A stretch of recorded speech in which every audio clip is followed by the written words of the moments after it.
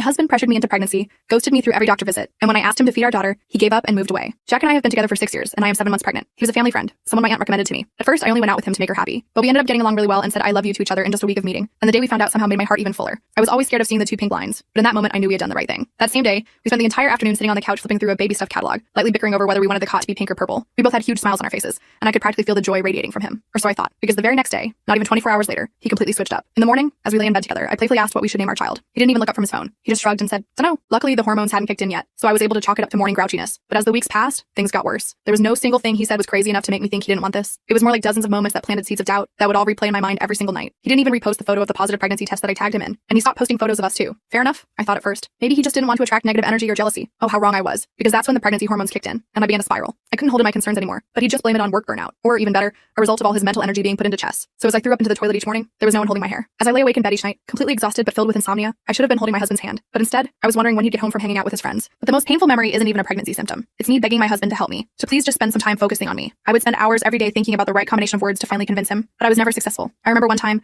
I was lying awake at 4 a.m. when he finally got home, and I expected him to ignore me, but instead he put a blanket over me and squeezed my hand before lying beside me and going on his phone. It was the most affection I had gotten in months, and it filled my entire body with butterflies. Like, a lot of butterflies. Enough for me to climb on top of him and kiss him. Not today, he said under his breath, before lightly shoving me off him and turning off the light. That was the last time I tried to be intimate, because before that, the most he's given me is a hug. I didn't really have anyone to talk to because I didn't know any women who'd been pregnant, other than one, his sister, Sally. We were actually pretty close, so I figured it was okay to reach out. I started the call by saying I was pregnant, and she sounded surprised, like she hadn't heard it before. I asked if she already knew, and she promised she did, so I waved it off. She told me I should let him come to me and just give him some space. So I did, and that's when we went from a married couple to glorified roommates. And one day, as we silently sat across from each other, eating his favorite meal that I had cooked from scratch, he ripped my heart out of my chest. He told me that we had rushed into things, and I should terminate the pregnancy. I looked at him with tunnel vision, struggling to catch my breath. "Are you sure?" is all I managed to say, and he just nodded. We spent the entire night in complete silence, like even more than usual. The next day, I brought it up at my prenatal support group. It was the first time I had talked about our issues, mainly because I was embarrassed. I thought it was my fault. They assured me it wasn't, and told me that there was probably an underlying cause. Perhaps he was protecting me from something that he didn't want me to know about while pregnant, like bad news or something. The new perspective filled me with a level of positivity that I hadn't felt since before getting pregnant, but immediately my joy crumbled, because that's when I got a text from Sally, his sister that I had called. She asked if I could call, and I said I could. She told me that she had just been at her mom's house, and Jack was there too. Sally then said one thing that explained it all. Jack was getting back together with his ex. The only reason he had been in a relationship with me was to prove to her that he could be loyal and monogamous with one woman at a time. And the reason he pushed for pregnancy was only to further prove his point to her. I immediately broke down. Jack, the man I wanted to marry, my baby daddy, my everything, saw me nothing more than a piece of evidence, a project, to win another woman over. I can't tell you how I confronted him in this short video. The full story is on my channel and linked below. That night, Jack came home late again. I was still sitting in the same spot on the couch, surrounded by used tissues. He didn't even ask what was wrong, just grabbed a beer from the fridge and headed toward the bedroom. That's when I finally found my voice. "I talked to Sally today," I said. He stopped walking but didn't turn around. "She told me about your ex, about how you've been using me this whole time." He finally turned around, his face completely blank. "It wasn't supposed to happen like this," he said. "That's it. No denial, no apology. Just, it wasn't supposed to happen like this. Like that somehow made it better. How was it supposed to happen, Jack? Was I supposed to have this baby and then you'd leave us both for her?" My voice was surprisingly steady. He shrugged. "I don't know. I didn't think that far ahead. 6 years together, and he didn't think that far ahead." I wanted to throw something at him. Instead, I asked, "Does she know I'm pregnant?" "No," he said, looking at the floor. "I haven't told her yet." That's when it hit me. His ex probably didn't even know about his grand plan to win her back. This whole scheme might have been entirely in his head. I laughed, which clearly confused him. "Get out," I said. "Pack your stuff and get out of my house." "Your house? We're married. This is our house." He crossed his arms like a stubborn child. "The house my parents helped us buy? The one that's in my name because your credit was poor when we bought it? That house?" I stood up, my pregnant belly making me feel stronger somehow. "You have 1 hour." He tried arguing, but I just repeated 1 hour and walked to the bathroom. I locked the door and sat on the edge of the tub, my hand on my stomach. For the first time in months, I felt clarity. This was my baby, mine,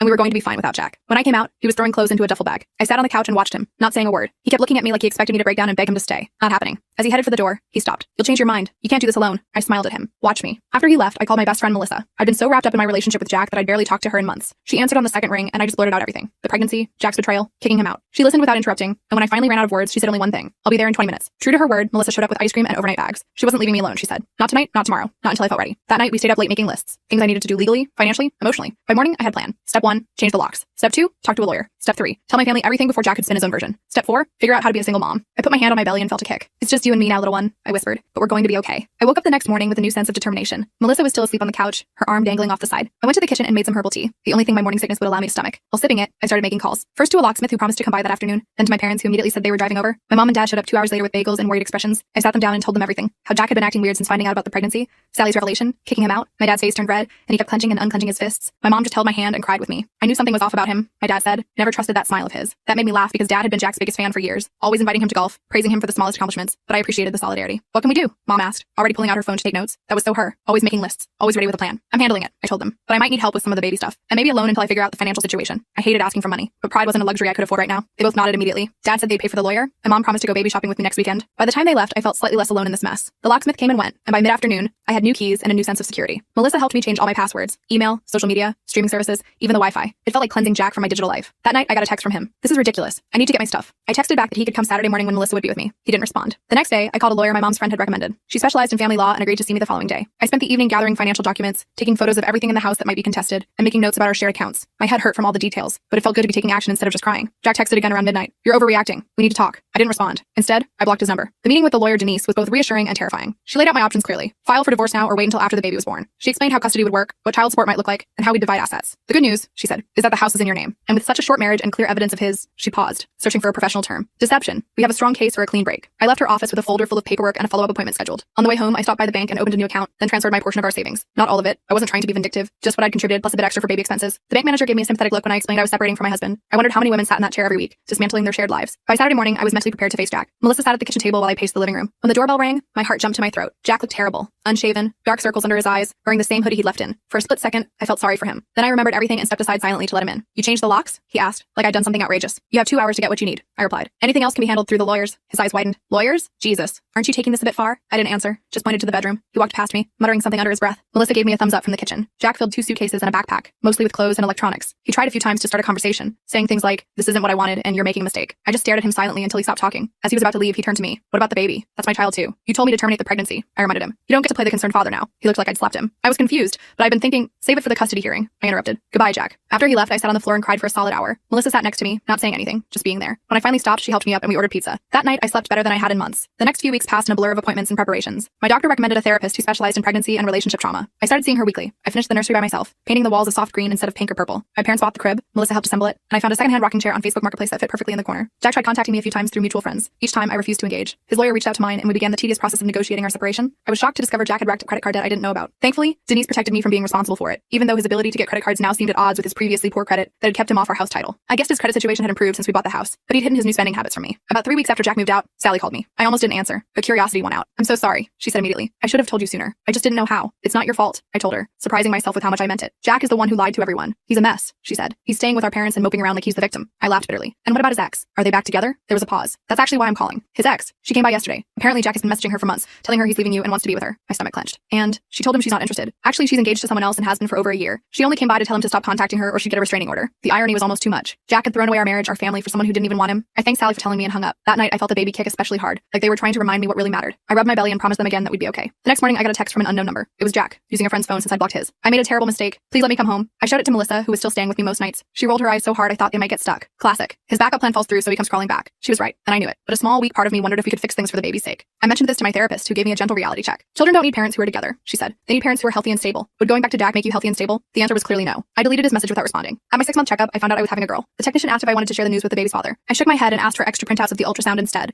One for my parents, one for Melissa, and one for my desk at work. Speaking of work, my boss had been surprisingly understanding about everything. I was a project manager at a marketing firm, and they agreed to let me work remotely for part of my maternity leave. That solved one of my biggest worries: how to support myself and the baby on a single income. As my belly grew bigger, so did my confidence in doing this alone. I joined a single moms group, took a childbirth class by myself, ignoring the pitying looks from the couples, and started interviewing daycare centers for when I'd eventually return to work. Then Jack's lawyer dropped a bombshell. Jack wanted joint custody. I had a complete breakdown when Denise told me. How could he abandon us, tell me to terminate the pregnancy, and then think he deserved equal time with my daughter? It felt like a power play, a way to keep controlling me even after I'd escaped. "It's a negotiation tactic," Denise assured me. "He probably doesn't even want joint custody. He just wants leverage for the financial settlement." Maybe she was right, but I wasn't taking chances. I documented everything. His absence during the pregnancy, the texts, the witnesses who could testify to his behavior. I wasn't going to let him swoop in and play daddy when it suited him. Around my 7th month, Jack's mom called me. We'd always had a good relationship, and unlike Jack, she seemed genuinely excited about becoming a grandmother. I hesitated before answering, not sure if this was some ploy Jack had put her up to. "I'm not calling about Jack," she said right away, as if reading my mind. "I just wanted to check on you and the baby." We talked for about an hour. She never pressured me to reconcile with Jack, or even mentioned him beyond saying she was disappointed in his choices. Before hanging up, she asked if she could still be part of her granddaughter's life. I told her I'd never keep her away. The next day, a delivery truck showed up with a fully assembled bassinet, a gift from Jack's mom. The card simply said, "For my granddaughter, with love, Grandma Carol." I cried happy tears for once. At 8 months pregnant, I was huge, uncomfortable, and beyond ready to meet my daughter. I decided to name her Lily, after my grandmother. My apartment was baby-proofed, the freezer was stocked with meals, and I had a hospital bag packed by the door. Everything was ready, except for one enormous Jack-shaped problem that refused to go away. His lawyer was still pushing for joint custody, and mine was pushing back. They wanted me to agree to a settlement, but I refused to sign anything that would give Jack significant decision-making power over Lily. The stress was affecting my blood pressure, which worried my doctor. "You need to relax," she told me at my appointment. "The baby can sense your anxiety." Easy for her to say. She wasn't fighting her manipulative ex for her daughter's future. One evening, as I was folding tiny onesies and watching Netflix, someone knocked on my door. Through the peephole, I saw Jack. My first instinct was not to answer, but he kept knocking. "I know you're in there," he called. "Please, just 5 minutes." I opened the door but didn't invite him in. "What do you want?" He looked better than the last time I'd seen him, clean-shaven, clear-eyed. He was holding a small gift bag. "I brought something for the baby," he said, holding it out. I didn't take it. "You can send gifts through your lawyer," he sighed. "Look, I know I messed up, badly, but that's still my baby. I want to be in her life. You told me to get an abortion," I reminded him. "I was scared and stupid," he admitted. "I regret it every day." I crossed my arms. "And what about your ex? Does she know you're here begging to come back to your pregnant wife?" His face fell. "You heard about that?" "Sally told me everything. How you've been messaging her for months. How she had to threaten you with a restraining order to leave her alone." I shook my head in disgust. "And now that she's rejected you, you suddenly want your family back? How convenient." "It's not like that," he protested. protested, but his eyes couldn't meet mine. I made a mistake. I got caught up in the past, but I'm seeing clearly now. No, I said firmly. You're seeing that your options ran out. I'm not your backup plan, Jack. And my daughter isn't either. He flinched at the words, my daughter. Our daughter, he corrected. Whether you like it or not, I'm her father, and I'm going to be part of her life. Something in his tone made my skin crawl. It wasn't concern for the baby. It was possession. Control. The same things he tried to exercise over me for years. Leave the gift and go, I said, suddenly tired. Any other communication can go through our lawyers. He set the bag down and stepped back. This isn't over. You can't keep my child from me. After he left, I examined the gift. A small silver bracelet with a heart charm. Pretty but completely impractical for a newborn. Classic Jack. Always thinking about appearances rather than reality. I called Denise the next morning and told her about Jack's visit. She wasn't happy I'd spoken to him directly, but said his behavior could actually help our case. She suggested installing a security camera at my door, just in case. The camera arrived 2 days later,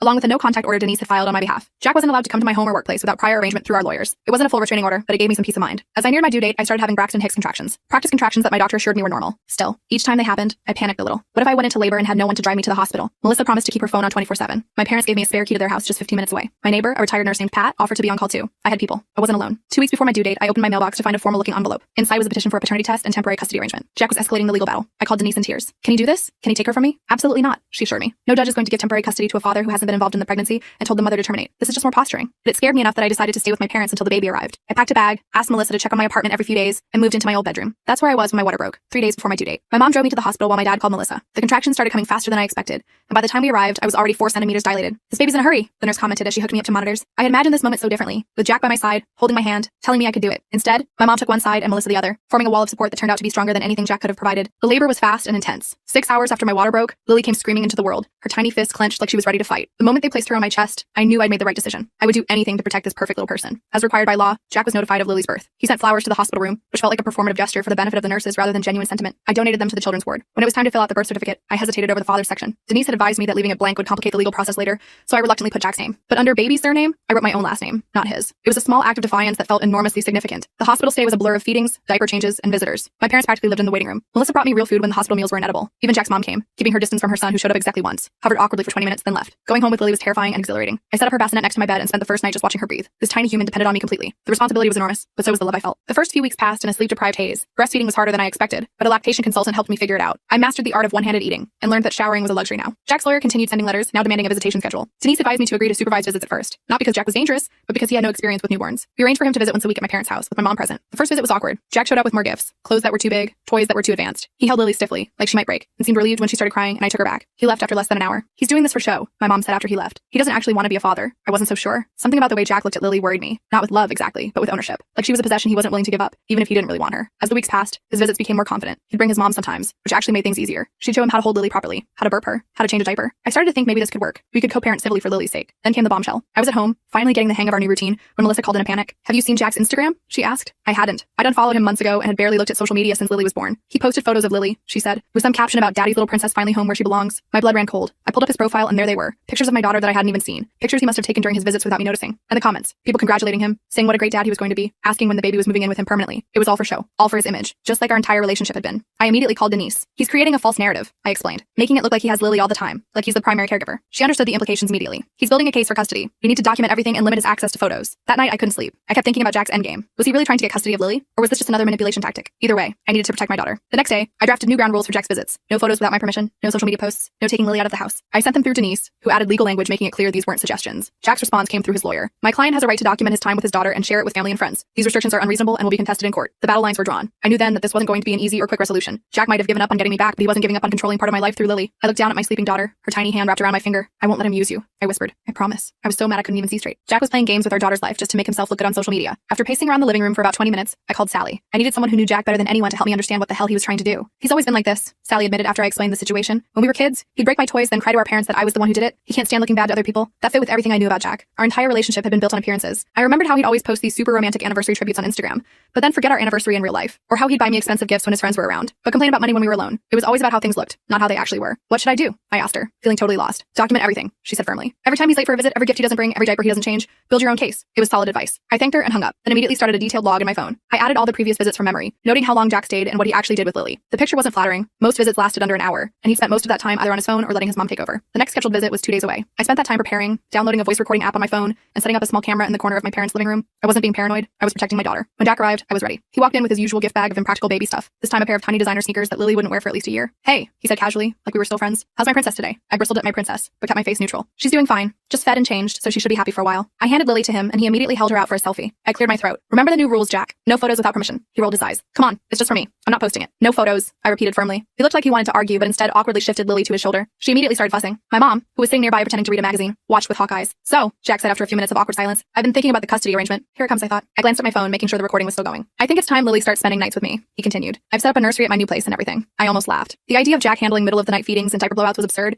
He could barely handle a fussy baby for an hour in broad daylight. She's exclusively breastfed, Jack. She can't spend nights away from me yet. He frowned. You could pump, or switch to formula. I'm not changing my feeding plan to accommodate your visitation schedule, I said calmly. My doctor recommends breastfeeding for at least 6 months. After that, we can reevaluate. That's not fair, he said, his voice rising slightly. I have rights too. Lily started crying in earnest now, probably sensing the tension. Jack looked panicked and immediately held her out to me. She needs you, he said, practically shoving her into my arms. I took Lily and soothed her quickly. Jack watched, a strange expression on his face. Part envy, part relief, part something else I couldn't identify. This isn't working, he said suddenly. These supervised visits in your parents' house. It's weird and uncomfortable. It's what's best for Lily right now, I replied. She needs consistency and familiar surroundings. What she needs is her father, he snapped. In his home, not being watched like some criminal. My mom put down her magazine. Jack, maybe you should take a break. Go get some fresh air. He glared at her but stomped out to the porch anyway. I used the moment to nurse Lily, who had calmed down but was still fussy. When Jack came back, he seemed more composed. I'm sorry, he said, not sounding particularly sorry. This is just frustrating. I feel like you're keeping her from me. I'm not keeping her from you. You're here right now, aren't you? I gestured around the room. But Lily is a baby, not a prop for your Instagram. She needs stable, consistent care from people who put her needs first. And you think I don't put her needs first? He challenged. I thought about his demand for overnight visits, his insistence on taking photos against my wishes, his complete lack of interest in her actual care. No, Jack, I don't think you do. The visit ended shortly after that. Jack left without even saying goodbye to Lily, slamming the front door hard enough to wake her up. I spent the next 20 minutes calming her down again. That night, I listened to the recording of our conversation and felt a chill. Jack hadn't once asked about Lily's health, her development, her feeding schedule, nothing that a concerned parent would want to know. It was all about his rights, his access, his feelings. Lily was just a pawn in whatever game he was playing. I sent the recording to Denise, along with notes about the visit. She called me the next morning. This is exactly what we need, she said. Keep doing what you're doing. The more evidence we have that he's more concerned with his rights than the baby's welfare, the stronger our case. For the next 3 visits, I followed the same pattern. Record everything, take notes, stay calm no matter what Jack said or did. His behavior got progressively more erratic. One week he'd be super attentive, clearly performing for my mom's benefit. The next he'd be distant and annoyed when Lily cried or needed a diaper change. Then came the visit that changed everything. Jack showed up with his mother and a woman I didn't recognize. She looked professional, with a neat bun and a clipboard. This is Angela, Jack said with a smug smile. She's a family assessment specialist. I hired her to observe our visits and provide an expert opinion for the court. I was blindsided. Denise had warned me that Jack might try something like this, but I hadn't expected it so soon. I calmly greeted Angela while texting Denise under the table. Within 10 minutes, Denise called me back. Don't let this woman in your house, she said immediately. She's not court appointed, and you haven't agreed to an evaluation. Tell her to leave. I relayed this to Angela, who looked embarrassed. I was told this was an agreed upon assessment, she said, glancing at Jack. Well, it's not, I replied firmly. I'm happy to participate in a court-ordered evaluation with a neutral specialist, but not someone hired unilaterally by my ex. Jack's face turned red. You're just afraid she'll see what a controlling witch you are. His mother looked mortified. Jack, that's enough. Angela quietly excused herself, saying she couldn't proceed without both parents' consent. Jack followed her outside, yelling about how I was sabotaging him. His mother stayed behind, looking defeated. I'm so sorry, she said quietly. I had no idea he was planning this. He told me Angela was a friend coming to visit. I believed her. Carol had always been honest with me, even when it meant criticizing her son. It's not your fault, I assured her. When Jack returned, he was seething. You've turned everyone against me, he accused. My mother, my sister, even my friends think I'm the bad guy here. You did that all by yourself, I replied. He looked at Lily sleeping in her bassinet, then back at me. Fine, you win. Keep her. I'm done fighting. My heart leapt, but I kept my face neutral. What do you mean? I mean, I'm dropping the custody case. You can have full custody. I'll pay the child support. Whatever. He ran his hands through his hair in frustration. It's not worth all this drama. I should have been relieved, but something felt off. Jack never gave up this easily, especially not when his ego was involved. Why the sudden change of heart? He shrugged, not meeting my eyes. Maybe I realized I'm not cut out for this dad thing. Maybe I just want my life back. Does it matter? You're getting what you wanted. It mattered a lot, actually, but I just nodded, not wanting to push my luck. We'll have the lawyers drop an agreement. Jack left without saying goodbye to Lily. Again, his mother lingered behind, looking troubled. Is he serious? I asked her when Jack was out of earshot. About dropping the custody case? She sighed heavily. I don't know. He was on the phone all morning with someone. When I asked who, he just said an old friend. Then he suddenly wanted to bring this Angela person to the visit. An old friend. My stomach clenched. Emily? Carol nodded sadly. I think so. He's been obsessed with her opinion ever since she rejected him, always wondering what would make her see him differently. And suddenly it clicked. Jack's custody push, the Instagram posts, bringing a professional observer. It was all for Emily's benefit. He wanted to look like father of the year to impress her. But when it got hard, when it required actual effort and commitment, he bailed, just like he had with our marriage. I called Denise immediately after Jack and Carol left. I explained what happened and my suspicions about why. She listened carefully. Let's proceed cautiously, she advised. Draft an agreement giving you primary physical custody with very limited supervised visitation for him. Make sure it includes strict rules about social media posts. If he's serious about backing down, he'll sign it. If not, we're ready for court. 2 days later,